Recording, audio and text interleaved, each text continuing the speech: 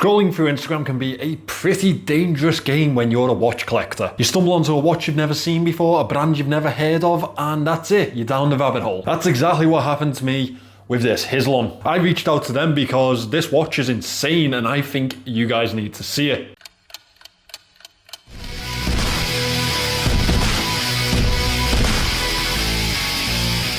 Hi guys, my name is Jason and I'm your watch guy today. I'm working with a newly revived brand today called Hislon. They mainly work out of Turkey. I have linked them in the description. Make sure you've got Google Translate on. The watch that they have sent me is probably the thinnest sports watch I have ever seen, and I can't wait to show you it. Let's get into it. I know I said that this watch is thin, and yes, it is called the Ultra Slim. However, this is just ridiculous. The way that they've shaped it, it almost feels like it molds to my wrist. Due to that thin side profile, it does look like it's a little bit bigger on wrist. However, it is a very reasonable 40.5 millimeters. If we hear that anywhere else, it's the perfect fit. The casing is also really nicely finished with sections of brushing on the upper sides and nice highlights of polish throughout, including the wings. For me, it's very reminiscent of a Nautilus crossed with a Octo Finissimo. Definitely not two comparisons that can hurt this watch. The crown is tiny, but what else would you expect from a 5mm thick case? That being said, it does have a good level of grip and it is signed. The case back has 8 screw points that's held in to cover the Miyota 9T22 movement. Yes, it is a quartz movement, but that is very well concealed with the simple 2-hand setup on the dial. Without the ticking second hand, this can very easily be mistaken for a mechanical watch. The super comfortable band is attached with quick release spring bars, and you can buy this with a bracelet. I picked it up with the rubber band because I wanted that really sporty look, but this type of fitting makes it very easy to switch in and out of two very different styles. I love the accents to the band, and that's why I decided on the more sporty look.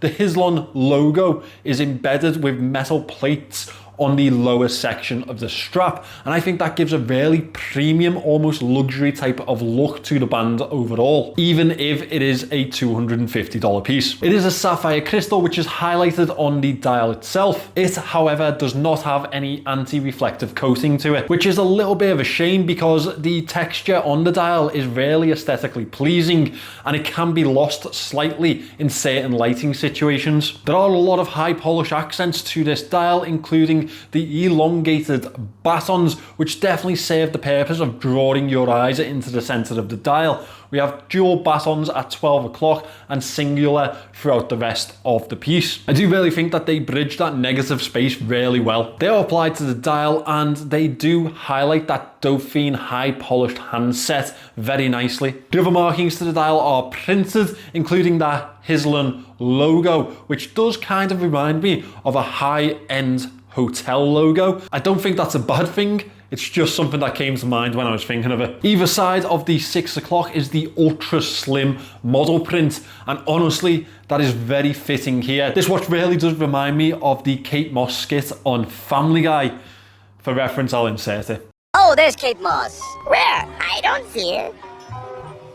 I think you see where I'm coming from. I do like the fact that they've given this watch a little bit of substance without a thicker profile though. I think the wings either side and the angles to the bezel and lugs really work well. I can't tell you how much this band helps with the fit of the watch. It makes it a very, very comfortable wear, and it's very soft rubber, very conforming. As well as that, there's a big taper towards the clasp, and that definitely helps. It does have a butterfly clasp, but I'm gonna be honest with you, this is one of the ones I really don't mind, and I think a lot of that comes down to how comfortable the band itself is. The selling point to this watch is obviously how thin the profile is. 5mm is insane. As well as that, the sporty looks are very attractive. That being said, there are definitely downsides to the piece, even if it does come in at $250. The lack of anti-reflective coating, as I mentioned, definitely hinders the view of the dial in certain lighting, and obviously without any lume,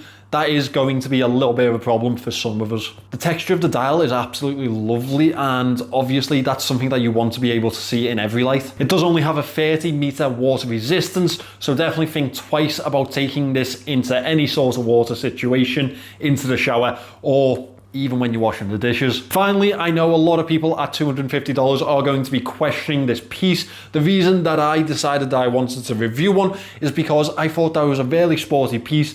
Obviously, the gimmick of the really thin 5mm profile, I think that it definitely has something to add to someone's collection. As well as that, I've had a lot of lovely comments on it while showing it off on my wrist, and that definitely elevates how I feel about the piece. I think as a talking point, it definitely has something, and it definitely has a place in a lot of collections. I know a lot of people that would love an ultra thin piece, but just can't stump up the money that it'd take to buy something Swiss or mechanical with that type of profile. Honestly, when I show people this watch, they genuinely cannot believe how thin it actually is, and that it is still a functioning timepiece. If I'm being fair, I didn't believe it either when I saw it on Instagram. That's why I had to get it in to show you guys. Thanks for watching today, guys. I really do appreciate it. Let me know what you think of Hislon in the comments, and more importantly, what you think of this ultra slim piece. When I saw it, I thought this is something that a lot of people have missed, and I think I really need to bring some attention to it. Tell me if I was right, tell me if I was wrong. Is this something that you could see in your own collection? I enjoy it, but more so I'd enjoy to hear your thoughts on it. Remember to subscribe to the channel, and I will catch you in the next one.